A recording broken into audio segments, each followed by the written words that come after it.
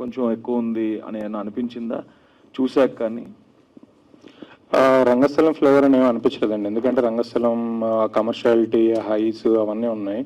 నేను ఇందాక అన్నట్టు కథ విన్నప్పుడు నిజంగా తను ఒక జెన్యున్గా అప్కమింగ్ కొత్త వాళ్ళతో చేద్దాం అనుకున్న కథ నాకు ఆ టింజే కనిపించింది. అంటే నాకు అంత కమర్షియల్గా స్టార్స్తో చేయాలని ఏమి అనిపించలేదు. అంటే తను రాసుకున్న విధానంలో చాలా అంటే న్యాచురల్గా అనిపించిందండి.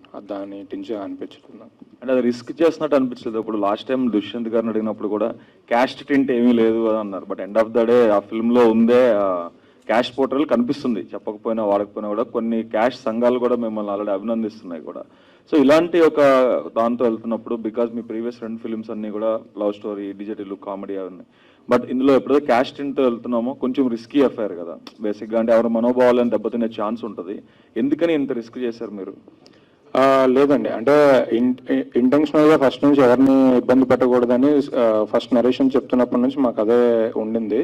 తీస్తున్నప్పుడు కూడా ఎవరి ప్రస్తావన ఎవరు హర్ట్ అయ్యేటట్టుగా చేయకూడదు అనేది ఇంటెన్షన్. సినిమా రెడీ అయిన తర్వాత కూడా 1-2 సార్లు చెక్ చేసుకున్నాం. అంటే మన దగ్గర ఎస్కేఎన్ వీళ్ళందరూ ఉన్నారు కదా, మాకు ఫస్ట్ బ్రెయిన్ వెలుగుతుంది అనమాట, ఎవడు కాంట్రవర్సీ ఎలా చేస్తాడు అని. సో అందుకే అలాంటి స్కోప్ ఇవ్వకుండా జాగ్రత్తలు తీసుకొని చేసాము. సో ఎప్పుడూ రిస్క్గా ఏం ఫీల్ అవ్వలేదు. బట్ యాక్చువల్లీ రిస్క్ అని దేనికి అనిపించింది అంటే, కొత్త వాళ్ళతో ఇంత బడ్జెట్ పెట్టి అంటే కంప్లీట్గా సినిమా ఒక 70-80 డేస్ అమలాపురంలో షూట్ చేసాం. అది ఒక 4 టైమ్స్ అప్ అండ్ డౌన్ చేసాం. బడ్జెట్ వైజ్ ఇవన్నీ అనిపించాయి. కానీ నిజంగా అరవింద్ గారికి థ్యాంక్స్ అండి. అంటే నేను సార్ ఇది బాగుంది చెప్దాం అనుకుంటున్నా, ఇది చేద్దాం అనుకుంటున్నానంటే లిటరల్లీ అరవింద్ గారు లాంటి స్టాల్ వాట్ మా వెనకాల లేకపోతే ఒక కొత్త ప్రొడ్యూసర్ ఎవరైనా సరే ఇలాంటి సినిమా చేయలేరండి. ఎందుకంటే పక్కా డబ్బులు పోగొట్టుకొని వెళ్ళిపోతాడండి. బట్ ఆయన ఉండి సరే ఓకే ఈ కంటెంట్ బాగుంది, మంచి కంటెంట్ చెప్పాలి, పర్లేదు నువ్వు చెయ్యి అని పంపించారండి. అంటే ఆ విషయంలో మాత్రం ఆయనకి థ్యాంక్స్ చెప్పాలి. కంగ్రాట్స్. సుహాస్ గారు, ఇందాక ఆల్రెడీ అంటే దుష్యంత్ గారు చెప్పారు, ఇప్పుడు ఇంటర్వెల్కి ముందు ఒక 15 మినిట్స్, ఇంటర్వెల్ తర్వాత ఒక ½ అన్ అవర్ మీరు ఒక బ్యాక్ సీట్ అంతా లిటరల్గా ఏంటంటే ఆ సీక్వెన్స్ ఆ గంట చూస్తే శరణ్ గారే హీరో అన్నట్టు ఉంటుంది సినిమాకి. సో యూజువల్గా యంగ్ హీరోస్ లేదా పాపులారిటీ వచ్చిన హీరోస్ అలాంటివి ఒప్పుకోవడం కొంచెం టఫ్ అవుతుంది. సో మీరు అసలు ఎలా పుష్ చేశారని, ఎందుకని పుష్ చేయాల్సి వచ్చింది వేరే క్యారెక్టర్కి మనం అంత లీడ్ స్కోప్ ఇచ్చి? అంటే నాకు నిన్న శివ నిర్వాణ అన్న ఫోన్ చేసి ఒక మాట చెప్పారండి, తమ్ముడు నాకు నీ మీద ఎందుకు హ్యాపీగా ఉంది అంటే నువ్వు మిగతా క్యారెక్టర్స్ కూడా స్కోప్ ఇస్తున్నావు, అప్పుడే కథ నిలబడిద్ది. చాలామంది కథ అదే హైప్ ఉన్నాయన్నీ తీసేసుకుందాం చూస్తారు, బట్ నువ్వు అందరికీ స్కోప్ ఇచ్చావు, దానివల్ల కథ నిలబడింది. బట్ రియాలిటీ ఏంటంటే ఫైనల్గా హీరోకే పేరు వస్తుంది. ఆ కాన్సెప్ట్ కథను చంపకూడదు, ఫైనల్గా ఎలాగో నా పేరు నాకు వస్తుంది కదా. నా ఫేవరెట్ సీన్ కూడా అదే. అంటే యాక్చువల్గా కలర్ ఫోటో చూసిన తర్వాత మీ యాక్టింగ్ పరంగా మీ మీద చాలా ఎక్స్పెక్టేషన్స్ ఉన్నాయి అందరికి. నాకైతే ఎస్పెషల్లీ అంటే ఇంకొంచెం ఉన్న 2 హార్డ్ హిట్టింగ్ సీన్లు సుహాస్కి పడి ఉంటే బాగుండదేమో. అంటే తీసిన ఏమన్నా ఎడిటింగ్ టేబుల్లో ఎగిరిపోయినాయా లేదంటే ఇంటెన్షనల్గా డిజైన్ చేశారా?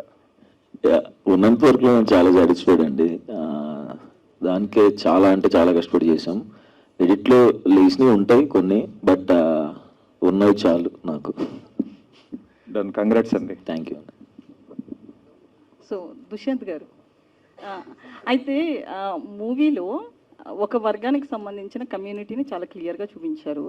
సో ఆపోజిట్ వర్గాన్ని ఎందుకు చూపించలేదు? అంటే ఎందుకు ఈ కొట్లాట అనుకున్నారా? కథ డిమాండ్ చేయలేదు? అసలు ఏంటి రీజన్?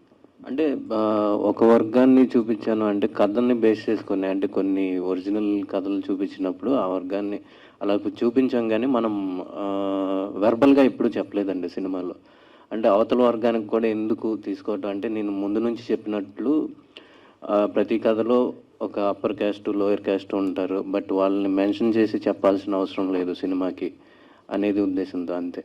ఇక్కడ కూడా కొన్ని సీన్స్ ఆ డైలాగ్స్ వల్ల మీకు అలా అనిపించవచ్చు, కానీ నేను ఎక్కడ మెన్షన్ చేయలేదు. అవును, అదే. ఎందుకంటే కొన్ని చోట్ల కులాలు చెప్పకపోయినా కూడా తోకలో ఏదోటి తగిలించి ఇస్తారు, బట్ ఇక్కడ ఎక్కడా కూడా ఒక్క చోట కూడా దొరకలే అవతల వాళ్ళు ఎవరు అనేది. అవతల వాళ్ళు దొరకలేదు అంటే దొరికిన వాళ్ళు కూడా ఉన్నారండి. దొరికిన అంటే కొన్ని ఇంటి పేర్లు చూసి అవి గుర్తుపట్టడం అలాంటివి ఉన్నాయి, కానీ ఎక్కడ నేను అంటే వాళ్ళిద్దరి మధ్యలో కథ చెప్దాం అనుకున్నాను, కానీ వాళ్ళిద్దరిని మెన్షన్ చేయాల్సిన అవసరం అనిపించలేదు నాకు. అదే కొన్ని డైలాగ్స్ వల్ల మీకు అలా అనిపించవచ్చు. అంటే మీరు చెప్పిన దాని ప్రకారం రియల్ స్టోరీ అని చెప్పారు. నిజంగానే ఆ ఎండింగ్లో మనకి ఆ జైల్ సీన్ కావచ్చు అవన్నీ నిజంగా జరిగాయా? అదే కొన్ని ఇన్సిడెంట్స్ని బేస్ చేసుకొని కథ అల్లుకోవడం జరిగిందండి. అందులో కొన్ని మాత్రం ఒరిజినల్గా అంటే జరిగిన సంఘటనల నుంచి తీసుకొని చేసినవే. సో పోలీస్ స్టేషన్ సీన్ అయితే హైలైట్ సినిమాకి. ఓకే. సో నిజంగానే ఆ సీన్ జరిగిందా? మీరు పోలీస్ స్టేషన్లో అయితే జరిగిందండి, అలా జరగలేదు. దాన్ని మనం ఇంకా యాడ్ చేసాం అనమాట. అంటే పోలీస్ స్టేషన్లో ఏం జరిగిందో నాకు తెలియదు కాబట్టి నేను ఇలా ఉంటే బాగుంటుంది అనుకొని చేశాను. పోలీస్ స్టేషన్లో అయితే జరిగింది, అక్కడ ఏం జరిగిందో నాకు తెలియదు కానీ నేను చెప్పాను. సుహాస్ గారు, అండి సో థర్డ్ హిట్ కూడా మీరు ఇండస్ట్రీలోకి వచ్చేటప్పుడు హీరో అవ్వాలన్న థాట్తో అయితే వచ్చి ఉండకపోవచ్చు మేబీ. అవును. సో అనుకోకుండా వచ్చినా కూడా, అనుకుని వచ్చిన వాళ్ళంతా ఎలా ఉన్నారో మనం చాలా మందిని చూసాము. అనుకోకుండా వచ్చిన అంత 3 హిట్లు పడ్డాయి మీకు, అది కూడా చాలా సక్సెస్. అంటే నటనకి ఇక్కడ స్కోప్ వచ్చింది. అంటే హిట్లు ఎవరికన్నా రావచ్చు, బట్ నటన పరంగా మాత్రం సుహాస్కి చాలా స్కోప్ ఉన్న సినిమా. 3వది కూడా అట్లే చూస్ చేసుకున్నారు. సో ఎట్లా ఫీల్ అవుతున్నారు దీని గురించి? చాలా హ్యాపీగా ఉందండి. నిజంగానే హీరో అవుతానని అనుకోలేదు, కానీ ఎక్కడ సబ్ కాన్షియస్ మైండ్లో అనుకుని ఉంటాను చాలా గట్టిగా, అందుకని అయిపోయి ఉంటానేమో. చాలా హ్యాపీ అండి, చాలా ఆనందం. నెక్స్ట్ కూడా ఇంకా అన్ని హిట్లు కొట్టాలి, ఇంకా బాగా చేయాలని చూస్తున్నాను. సో ఫ్యామిలీ మెంబర్స్ నుంచి ఎట్లాంటి కామెంట్స్ వస్తుంది? ఫుల్ హ్యాపీ అండి. మా అమ్మ ఫోన్ చేసి నేను ఇంకా బయటకు రాలేకపోతున్నాను రా క్లైమాక్స్ చూసి అని ఏడ్ చేసింది మా అమ్మ. సో అందరూ ప్రౌడ్ అండి. దుష్యంత్ గారు, సార్ డిస్క్రిమినేషన్కి రివోల్ట్ అవటం అనేది ఒక మేజర్ కమర్షియల్ ప్లాట్, కానీ డెమోక్రటిక్ వేలో కూడా రివోల్ట్ అవ్వచ్చు అనేది మీరు చాలా ఎఫెక్టివ్గా చూపించారు. ఎస్పెషల్లీ ఏంటంటే వెంకన్న బాబు వాళ్ళ వైఫ్ ఈ నైట్ వచ్చి మాట్లాడుతుంది అవును. హీరోయిన్తో, నువ్వు నైట్గా సపోర్ట్ చేయాల్సింది, పగలు చేస్తే దానికి ఉపయోగం ఉంటుంది అంటారు. అంటే one of the best ideology అనిపించింది మనకి. మనం ఏంటంటే మనసు ఒకరికి సపోర్ట్ చేస్తుంది, మనిషిగా ఒకరి పక్కన ఉంటాం. అలాంటి వాళ్ళందరినీ అడ్రస్ చేసినట్టు అనిపించింది. ఆ సీన్ గురించి ఏమైనా మాట్లాడతారు? అదే అంటే యాక్చువల్గా మన ఇంట్లో ఉన్న వాళ్ళందరూ ఒకలాగా ఉండరండి. అంటే బేసిక్గా మన అన్నయ్య చేసే పని మనకు నచ్చకపోవచ్చు, ఒక వైఫ్ చేసే పని హస్బెండ్కి నచ్చకపోవచ్చు. సో మన ఇంట్లో ఇట్ సెల్ఫ్ అంటే సొసైటీలో చాలా క్యారెక్టర్స్ ఉంటాయి. ఒక క్యారెక్టర్కి పోలిక ఉండదు. సొసైటీ అనేది ఇంటి దగ్గర నుంచే స్టార్ట్ అవుతుంది. సో ఇంట్లోనే ఒక క్యారెక్టర్కి ఇంకో క్యారెక్టర్కి పోలిక ఉండదు. సో దాని నుంచి బాగా అడ్రస్ చేశారండి. అలాంటి ఆ రైటింగ్ చాలా ఐడియాలజీ బాగుంది, మీ writing style. Thank you sir. అంటే ఒక అమ్మాయి పద్మ అనే క్యారెక్టర్ ఎంత ఐడియాలజీగా ఎంత స్ట్రాంగో అలాంటి క్యారెక్టర్స్తో సీన్స్తో ఎలివేట్ అయింది. సో ఏమన్నా రైటింగ్ కానీ లేకపోతే మనకి సొసైటీలో ఉన్న డిస్క్రిమినేషన్స్ని అడ్రస్ చేస్తూ రైటింగ్ రాయాలనే ఐడియాలజీ ఎక్కడి నుంచి మీకు స్టార్ట్ అయింది? అంటే ఫర్దర్గా కథలు ఎలా ఉండబోతుందండి? అంటే ఈ ఐడియాలజీ కొంచెం చిన్నప్పటి నుంచి నేను కమ్యూనిస్ట్లానే ఉండేవాడిని.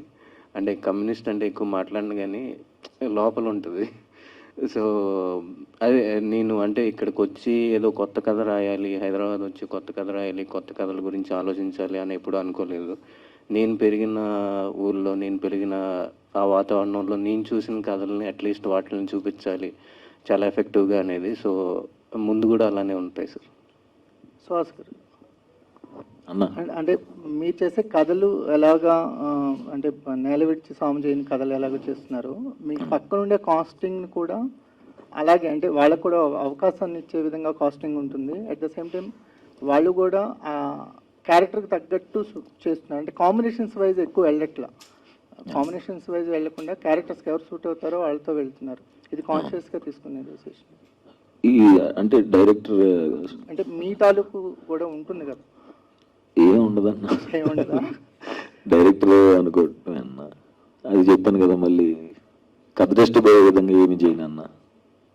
ఇలాగే ఉండబోతుందా ఫర్దర్గా కూడా? తప్పకుండా. ధీరజ్ గారు, సార్ కమర్షియల్గా అంటే బేబీ అనేది ఒక బ్లాక్ బస్టర్ అయింది. నెక్స్ట్ ఇప్పుడు అంబాజీపేట కమర్షియల్గా ఎంతవరకు సక్సెస్ ఉంది? ఏంటంటే ఫర్దర్గా వచ్చే ఇలాంటి సినిమాలు చేద్దాం అనుకున్న వాళ్ళు కూడా ఒక ధైర్యాన్ని ఇచ్చే విధంగా ఈ సక్సెస్ ఉందా? లేదండి, డెఫినెట్లీ ఇలాంటి సినిమాలు చేస్తే జనరల్గా రెవెన్యూ కొంచెం తక్కువనే ఉంటుంది. బట్ ఫార్చునేట్లీ ఈసారి ఆడియన్స్ మా మీద అయితే కొంచెం జాలి, ప్రేమ, కరుణ అన్ని చూపించారు. సో ఈ సినిమా తర్వాత చాలామంది ఇలాంటి కథలు మళ్ళీ చేయడానికి ముందుకు వస్తారని నేను అనుకుంటున్నాను. Thank you. ఈ సినిమాలో మీ క్యారెక్టర్ చాలా స్ట్రాంగ్గా ఉంది. సో అలాంటి క్యారెక్టర్ని మోల్డ్ కావడానికి మీరు చేసిన హోంవర్క్ ఏంటి? అంటే నరేషన్ విన్న తర్వాత ఆ క్యారెక్టర్ గురించి ఇంకా డెప్త్లో వెళ్ళడానికి స్క్రిప్ట్ రీడింగ్ చేయమన్నారండి మా డైరెక్టర్. సో ప్రతిరోజు 1-2 టైమ్స్ చెక్కింగ్, రీచెక్కింగ్ అలా చూసి చదివి ప్రతిసారి చదువుతున్నప్పుడల్లా ఓకే ఇంకా డెప్త్ వెళ్ళేదాన్ని అండ్ ఇంకా బాగా చేయొచ్చు, ఇంకేదైనా యాడ్ చేయొచ్చు అని మేము కమ్యూనికేట్ చేసుకునే వాళ్ళం.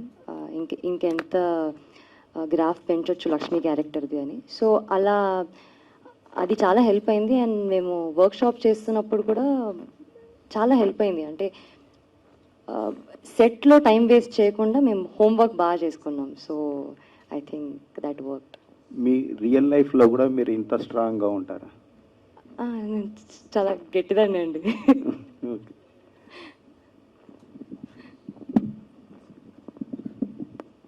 సుహాస్ గారు, hi. Congrats sir. Thank you అండి, థ్యాంక్ యూ. సో మూవీ చూసిన ప్రతి ఒక్కళ్ళు దీనికి అవార్డ్స్ ఇవ్వాలి అని చెప్పేసి చెప్తున్నారు. నిన్న లిటరల్గా అయితే నాయ బ్రాహ్మణ్ సంఘం వాళ్ళు దీని గురించి ఒక సభ కూడా పెట్టి అవార్డ్స్ ఇవ్వాలి అని చెప్పేసి చెప్పారు.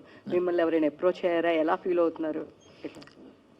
సినిమా సక్సెస్ అయిందండి, దానికి చాలా హ్యాపీ. అవార్డ్స్ రావాలని ఉంటుంది లోపల, వస్తే హ్యాపీసే.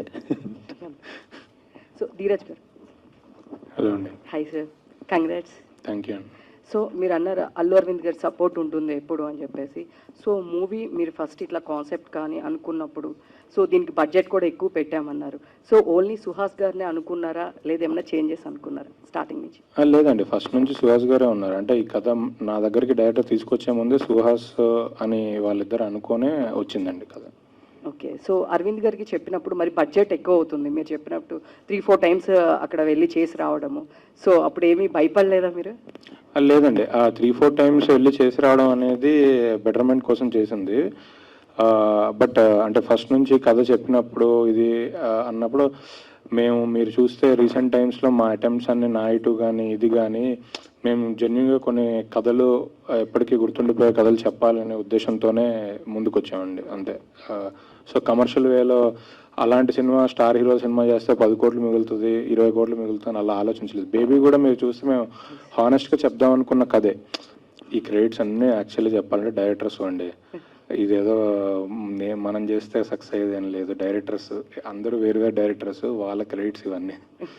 Thank you. అండ్ యాక్చువల్లీ ఈ సినిమా విషయంలో మీరు సాధించిన ఫస్ట్ సక్సెస్ ఏదైనా ఉందంటే అది కాస్టింగ్ సెలక్షన్ విషయంలో. నాకు వచ్చిన ఏంటంటే సినిమాకి శరణ్య గారి రోల్ బాగా హైలైట్ అయింది, చాలా బాగా నచ్చింది కూడా నాకు కూడా. ఆ రోల్ ఫస్ట్ ఆప్షన్ ఆవిడేనా లేకపోతే ఎవరినన్నా ముందుగా వేరే వాళ్ళని అడిగి తర్వాత ఆమెను ఫైనలైజ్ చేయడం జరిగిందా? లేదండి, ఫస్ట్ ఆప్షన్ ఆవిడే. సుహాస్ గారు, కంగ్రాచులేషన్స్ అండి. థ్యాంక్స్ అండి. కలర్ ఫోటో, అంబాజీపేట రెండు ఏడిపించే లవ్ స్టోరీస్ ఎప్పుడు చేస్తారు? రైటర్ పద్మభూషణ్ చేశాను. శివాని గారు, హలో అండి. మూవీలో సుహాస్ లవ్ లెటర్ ఇచ్చాడు, రియల్ లైఫ్లో ఎవరైనా ఇచ్చారా మీకు? లేదండి, ఇవ్వలేదు. All the best. Thank you. Suhas గారు, ముందుగా ఇచ్చే ఉంటారు కానీ మరి మీడియా ముందు మైక్లో వాళ్ళ ఇంట్లో వాళ్ళు చూస్తుంటారు, ఎలా చెప్తారండి? సుహాస్ గారు, హాయ్. సో ముందుగా కొడుకు వచ్చిన వేళ విశేషము సూపర్ హిట్ కొట్టారు. మరి సినిమాలో పేరు పెట్టాలనుకున్నప్పుడు తను పద్మాన్ పెట్టింది, మీ కొడుకు పేరు ఏం పెట్టారు? ఆ ఆప్షన్ నేను మా కలర్ ఫోటో డైరెక్ట్ సందీప్ ఇచ్చానండి. వాడు ఏం పేరు పెడతాడు ఎందుకు? అంతే, వాడు నన్ను హీరోని చేశాడు కదా, సో నా హీరోగా ఆడు పేరు పెట్టాలి. సో మేము ఇంతకుముందు ట్రైలర్ లాంచ్లో ఉన్నాం, సుహాస్ హీరో కంటే ఒక మంచి యాక్టర్గా, కమల్ హాసన్ లాంటి గొప్ప యాక్టర్గా పేరు తెచ్చుకోబోతున్నాడు ఇండస్ట్రీలో అని చెప్పి చాలామంది మిమ్మల్ని ప్రశంసిస్తున్నారు. సో ఇందాక ఒక ఆర్టిస్ట్ అన్నారు, సో గుడికి గడికి మధ్యలో అంటే ఒకే నేల ఉంటుంది, చిరంజీవికైనా సుహాస్కైనా ఒకే ఇండస్ట్రీ ఉంది అని చెప్పి. సో ఇలాంటి ప్రశంసలు చాలామంది మిమ్మల్ని అవి వింటున్నప్పుడు ఏమనిపిస్తుంది ఒక యాక్టర్గా? సో ఇంకా ఇంప్రూవ్ చేసుకోవడానికి సో ఎలాంటి కథలు ఎంచుకోవాలనిపిస్తుంటుంది? అంటే పర్టికులర్గా నేను ఈ కథ కావాలని ఎప్పుడూ అనుకోనండి. వచ్చే కథ అది బాగుంటే దానికి ఎలా న్యాయం చేయాలి అన్న దాని మీదే ఉంటాను.